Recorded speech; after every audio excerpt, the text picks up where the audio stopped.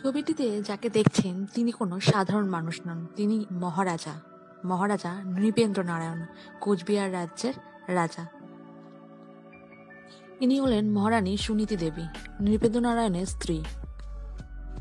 কোচবিহারে যে রাস্তাটি সুনি রোড নামে পরিচিত সেটি কিন্তু এই মহারানীর নামেই করা হয়েছে।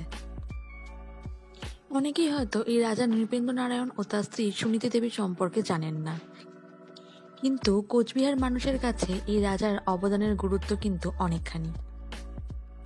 রাজা 1889 সালে কোচবিহারের দরিদ্র মানুষের জন্য বিনামূল্যে খাবার বিতরণের জন্য আনন্দময়ী ধর্মশালা প্রতিষ্ঠা করেন।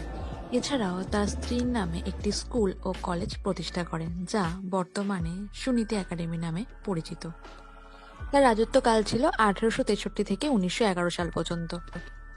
1887 সালেই তার আমলে এই প্রাসাদ নির্মাণ করা হয়।